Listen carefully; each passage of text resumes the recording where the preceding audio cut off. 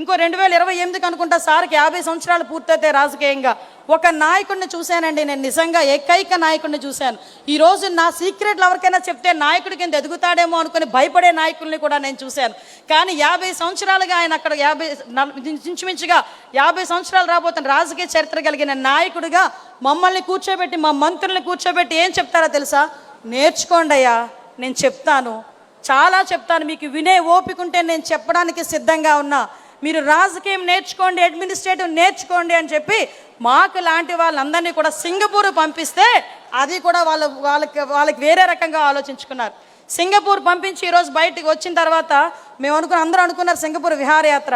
కాదండి, విజ్ఞాన యాత్ర అండి సింగపూర్. మాకు మార్నింగ్ 9:30కి మీకు స్కూల్లో, నేను చాలామంది మా నారాయణ గారు ఇక్కడ చూస్తున్నారు, ఆయన 9:30కి ఎలాగైతే స్కూల్ బస్ ఎక్కిస్తారో మేము కూడా అలాగే ఎక్కాం నారాయణ గారితో పాటు. నారాయణ గారు కూడా ఆ రోజు 9:30కి స్కూల్ బస్ ఎక్కినట్టుగా కారు ఎక్కాం. ఎక్కి ఈవినింగ్ 7, ఒక్కొక్కసారి 7:30 కూడా ఎక్కిన సందర్భాలు కూడా ఉన్నాయి. అటు నుంచి 7 o'clock తీసుకొచ్చి పడేసేవారు మమ్మల్ని. Of course it's a wonder. నిజంగా అలాంటి చోట నేర్చుకోవాలి. ఎందుకు చంద్రబాబు నాయుడు గారు నేర్చుకోమంటారని చెప్పడానికి అదొక ఉదాహరణ. ఇలాంటి నాయకుడు ఉన్న తర్వాత, ఇలాంటి వ్యక్తిత్వం ఉన్న తర్వాత ఇంకొకటి చెప్పి నేను ముగిస్తానండి. ఎందుకంటే మత్స్యకార భరోసా కింద మొన్న రీసెంట్గా చంద్రబాబు నాయుడు గారు ఒక ఇంటికి వెళ్ళారు. నిజంగా వెళ్ళాలనుకుంటే ఈ ఊర్లో కూర్చొని బటన్ నొక్కొచ్చు. ఎందుకంటే అతగాడు ఇంతకుముందు బటన్ నొక్కేవాడు బయటకు వెళ్ళాడంటే పరదాలు కట్టాలి, లేకపోతే చెట్లు నరకాలి, ఇంచుమించు 5,000 మంది పహారా ఉండాలి, గంతకాలు తవ్వాలి. నిన్నే చెప్పారు సార్, గంతకాలు తవ్వేవారంట చుట్టూను. నల్ల చున్నీ వేసుకోకూడదు, నల్ల బుట్టు పెట్టుకోకూడదు, నల్ల రిబ్బన్ కట్టుకోకూడదు, అతగాడు అన్ని ఆంక్షలు ఉండేవి.